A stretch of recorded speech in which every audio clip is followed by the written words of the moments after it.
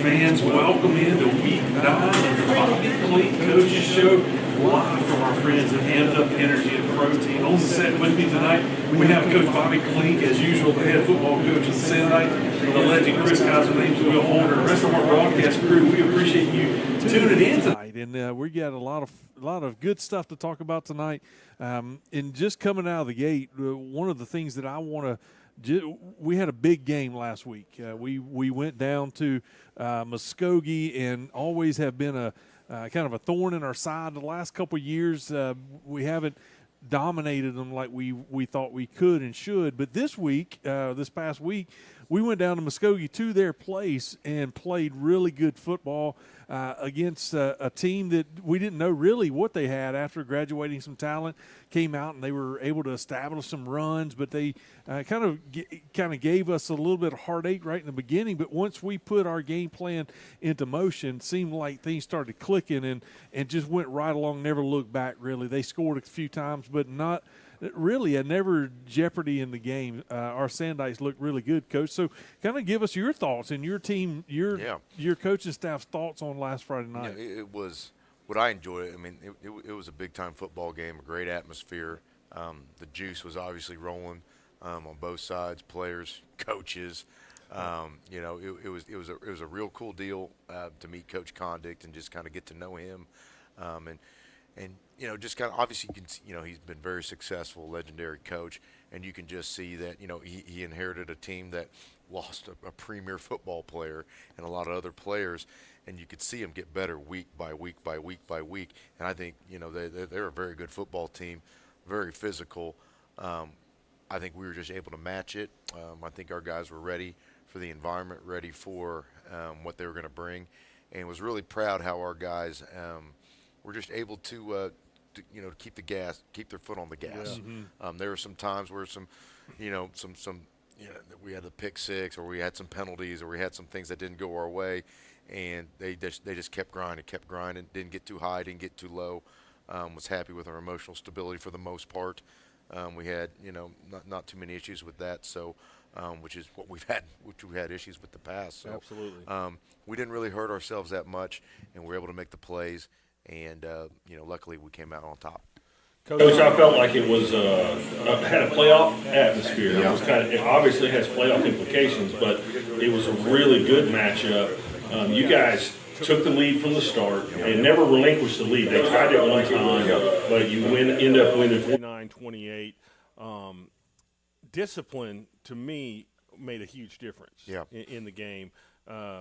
Was that something that stood out to you? I mean, I know you had some things go against you penalty-wise and things, but I felt like for the most part, under the emotional scenario, you guys, you maintained your discipline. Yeah, in big games like that, there's going to be some chippiness. There was a lot. There's going to be some extracurricular stuff. That's football. You know, I mean, it is Yep. what it is, and people who have been involved in it and played at a high level, I mean, that's just what it's going to be sometimes.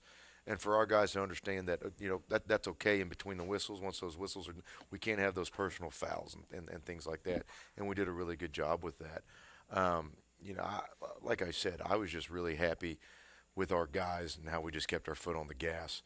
And, not only were we disciplined, dudes are making plays. That's what I'm thinking. I mean, guys are going up and getting the ball. Guys were tiptoeing. Guys were making tackles. Guys were all over the place, making plays. And, like I've told a lot of people, this is probably our most athletic football team that we've had since I've been here. And it's fun to see those guys, really turn it on when it matters most. Coach, that's what – I mean, I had highlight after highlight, thought after thought, and I was like, hey, I want to do something different with Coach Klinck this week. And I want to ask you, in your mindset with this Muskogee game fresh on your mind, I want to go through 4 or 5 guys from each side of the ball. Perfect. Which side do you want to start with? Let's start offense. Okay, so I'm just going to name some names. I want your first thoughts, like this popcorn thought. Okay, Got Easton Webb. Steady. I mean, just driving the ball down the field in the first drive, and then they get a pick six, and he'll tell you he made the wrong read and that sort of thing. But never phased him. No. He never got too high, never got too low, was just steady the whole dang game. Okay, Logan Wright. And just pressure on a big play. That's what I was talking about. Fourth down, makes the play. Great throw by Easton. Taps it on the sideline. First down. We go score a touchdown. Paxton Salazar. just showed up. They Who taught him to throw the ball? Yeah, that too, man. I mean, his name was called a bunch. Even my wife was like, Paxton. I go, yeah. They were double covering Dom. We still scored 3 touchdowns, but we had to find other guys to get the ball, and he was one of them, and he showed out. Tristan Birmingham, electric.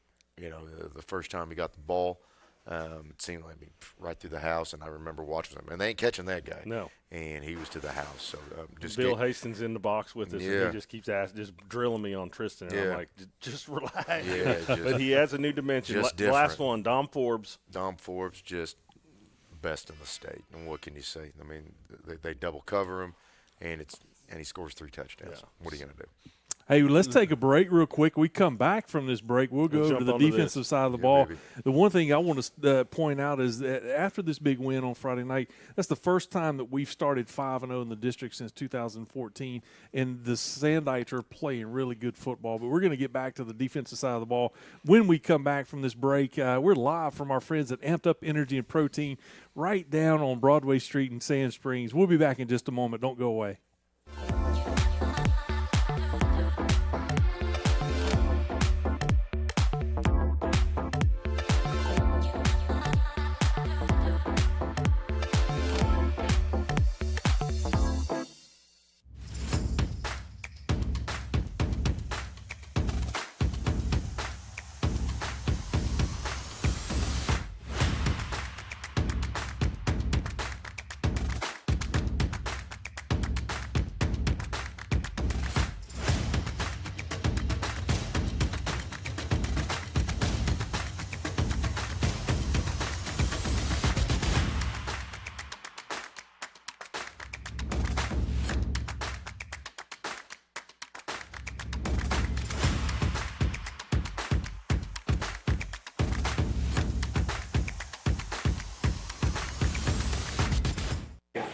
Welcome back to Bobby Klinck Coaches Show right here at Amped Up Energy and Protein. We finished that first segment talking about some offensive players and coaches' thoughts on that. So, Chris, we can't leave out the defense side of the ball. So let's jump right over it. All right, I'll do that, Croak. Let's look at this. We're going to go defensive side. Junior Ballard, steady again, man. He was just all doing everything he needed to do. Made a great play on a screenplay, and was just covering guys all night. He just does his job. Yeah, man. He's explosive. Yeah. He's fast. He is. Again, he's just very athletic. Trey Pope. Man, he's like a dang blanket, man. He was covering dudes, man. I mean, it was just picture more than on one occasion I've had people go, man, there are a couple times he's covering a guy, and it's Klinck tape. Yes. He's right here. He's fading back, body into the – I mean, it was unbelievable. Great job by him. Emery Smittick. Physical, fast, all over the dang place. I mean, he was just – he looked like a blur out there sometimes, man. I was very happy with how he's been playing lately. Yeah. Brock Odell. I can't say it on TV, man. He's a head hunter, he's a man. Bad dude. He's man. a bad dude. He's a throwback guy with great athleticism. Just so happy for him. With those two guys right there, the physicality is always there. Yes. What about Grady Harris? Physical. I mean, he's, he does so much offensively, defensively for us.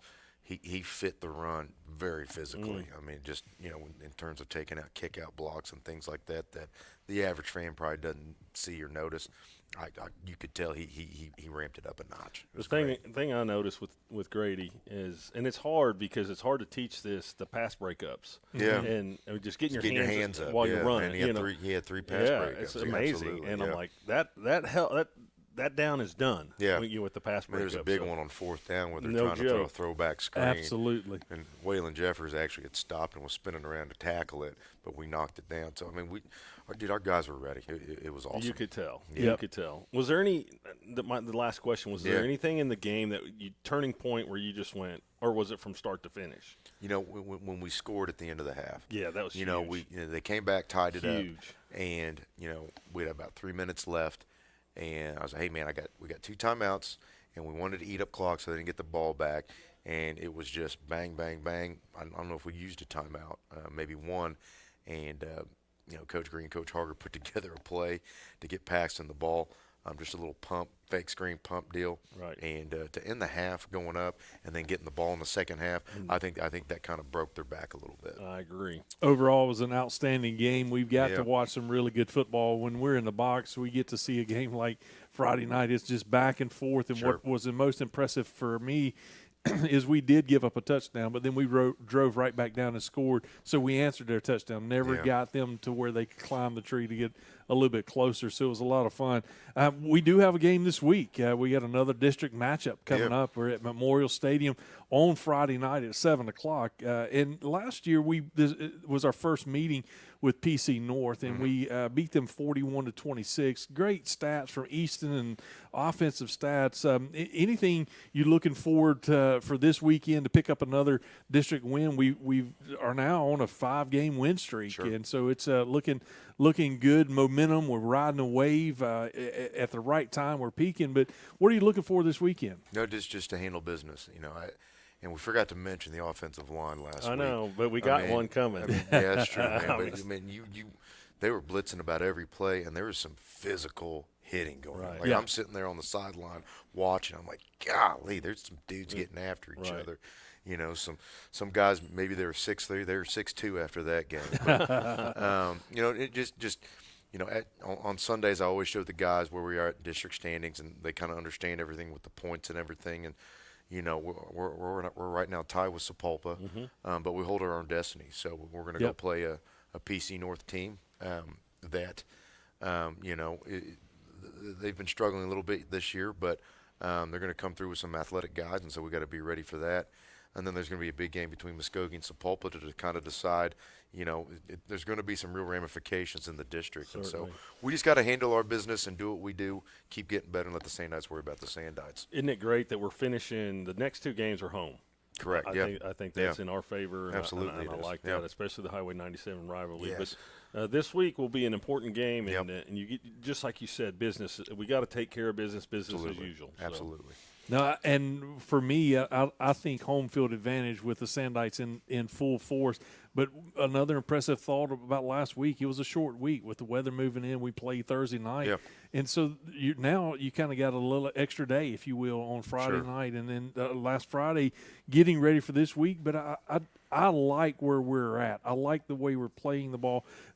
Incredibly healthy for this deep Yep. in the season. We may have a few bang ups, but it's like one of those things that if you're coming into the next to the last game of the regular season fairly healthy, you're doing pretty good in 6A football. Yeah, I mean, like I said, like you said, it's 6A football. So, your body's going to take a pounding. And, about this time of the year, we start backing off on practice a little bit, making sure, the guys are healthy and fresh and feeling good about themselves. So we finished up our last, kind of big practice today, and then we take it easy on Wednesdays and Thursdays and get our guys ready to rock and roll on Friday. So, you just got to be careful with the load, and where they're at this time of year. But, we got tough kids, so I'm not too concerned about their about whether they're going to be ready. They'll be ready, no doubt about it. Speaking of kids, we got 2 of them coming up on our next segment. We're going to get to talk to 2 of our Sandite standout players, so you don't want to miss that. Just stick it right there. We'll be right back live from Amped Up Energy and Protein. We'll be back in just a moment.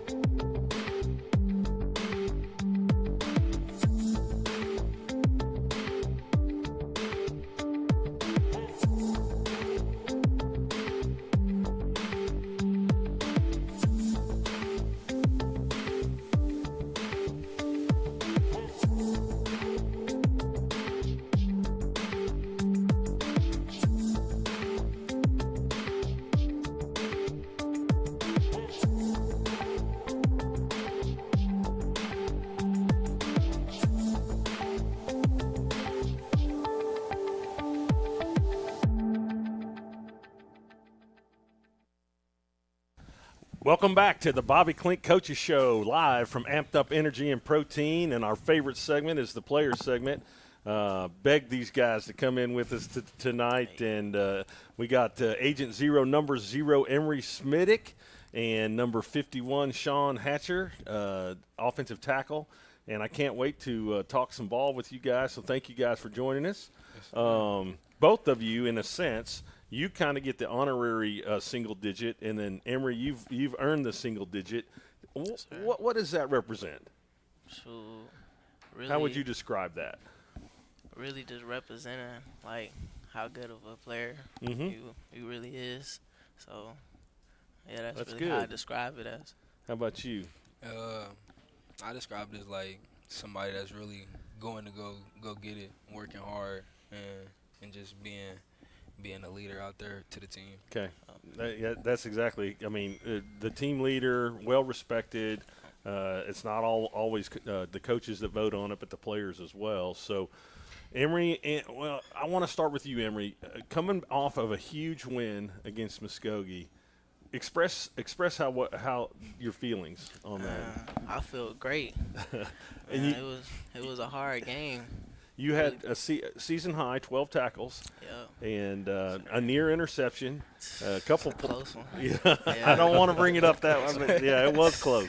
But man, how good was that feeling walking off that field after that victory? Felt great. It was a big relief. 'Cause Yes. we ain't beat them in a minute, so Exactly. we was just feeling good, happy, Yeah. ready to celebrate with the team in the locker room. You guys look so disciplined and so focused, and you could tell from the start, especially defense, because you guys took the field right off the bat. And, how about you, Hatch? What was your feelings? I was too excited. I was jumping all over the place. But when I got back into the locker room, it was great feeling with the guys. It was just awesome. So happy we beat them, but Yep. on to the next. Now on to the next. That's where I was That's right. headed. So, Emery, describe your three guys or your linebackers. I mean, you, Brock, Trey. Yep. They great. I love them, man. They be there. They be there when I need them. When I'm tackling low, Brock there for the high tackle, and Trey he there for the pick when I need him. Yep. Yeah, they good. Throw Joe Farmer in the mix. Yeah, It's Joe Farmer it's too. a big time. I deal. forgot Joe. There, too. And those man, the chemistry's just you can see it. Yep. So there was some chippiness on Friday or Thursday night. They were like after you or something. I don't know what it was. I don't know, man. They just had something against me, I guess. All right, Sean. Let's talk about offensive line play. There's not a lot of people that understand the trenches. They don't understand. they don't understand the down and dirty. All right. Nah, not at all. So how would you describe or what happens there on every play?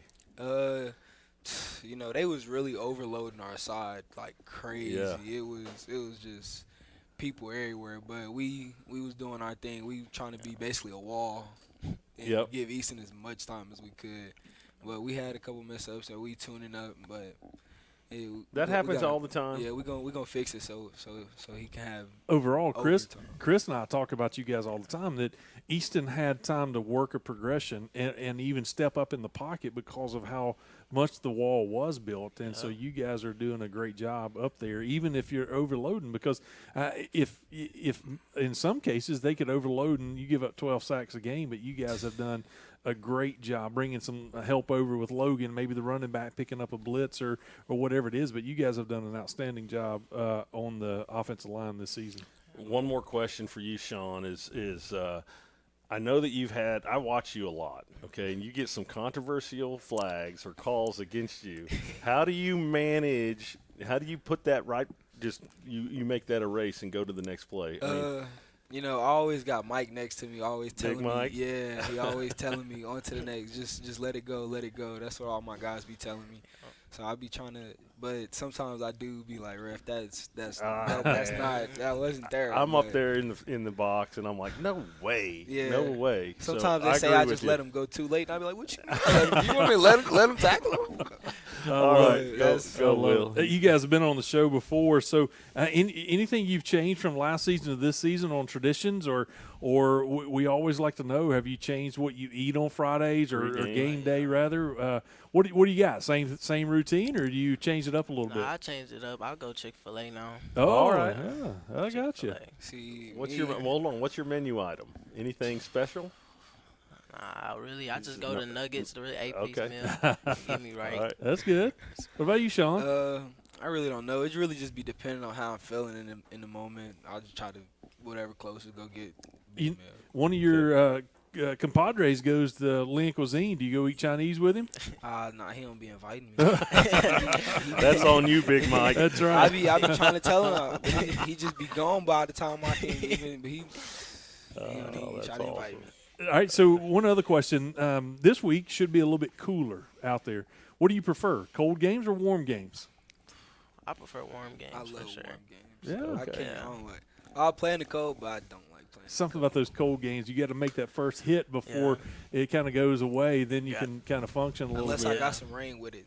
Yeah. A little bit of rain with it, then I like seeing. You'll I be love all right rain with that. popping off helmets. That's good awesome. stuff. Well, we'll leave you the way we always like to leave you. You guys are doing a great job on and off the field. We always are in communication with coaches, and they talk about you guys. And so we appreciate how you handle yourself as a Sandite in the classroom, at school, on the field. You guys are playing lights out, and we expect nothing less on Friday night when we get to it's fun for us. I'm a defensive guy, Chris is an offensive guy, and we love watching both sides of the ball, but you guys are playing great football. So keep it up. We need a couple more wins to finish out the season and get into the playoff and take it all the way to the big dance. Just keep doing that. The leadership, just like we talked about when we started sir. the segment. Those single digits mean a lot. So Yep. keep doing it. So thank you guys. Thanks for sir. coming on the Yes, show. sir. Thanks for making time. Hey, we're going to come back with our final segment in just a moment, live from Amped Up Energy and Protein. You don't want to miss segment 4. Come on back. You find out life's this game of inches. So is football. They're in every break of the game, every minute, every second. We fight for that inch. Because we know when we add up all those inches, that's gonna make the difference between winning and losing. Something's coming. Something's coming. Let the games begin. I was born for this. From day one I wanted it. We come too far to quit. Ain't no stopping it. I was born for this. From day one I wanted it. We come too far to quit. Ain't no stopping it. Ain't no stopping it. Ain't no stopping it. Ain't no stopping it. Let the games begin. Welcome back to segment 4 of the Bobby Klinck Coaches Show right here from Amped Up Energy and Protein. And before we get into a little bit more, Coach, talk to us a little bit about those two guys that were on the set right now. Man, I love those two. Sean's just been one of the, I mean, he been voted a team captain. Just a guy who's gotten better and better. Undersized for an offensive lineman. Yeah. So I believe people say that he has that dog in him. He does. So he's such a great kid, but man, he gets nasty when he needs to be. I mean, he's fantastic. And then, I actually coach linebacker, so I've been getting to coach Emery this year and just kind of getting to know him at a deeper level. He's a quiet kid, man, but when the lights turn on, he's a savage. Yeah. Yeah, I love watching that kid play. How can you not love those kids? It's- I mean, those two guys right there I'm carried telling you. this. Yeah. And they're electric, man. Whenever you see them in the locker room, there's guys around them laughing, cutting up. It's Pretty special. Yeah, they're great. I love those Man. dudes. Good guys. I'm going to let So- you guys laugh at me for putting my old man glasses on, but I Hey, needed to man. read a couple things. Yeah.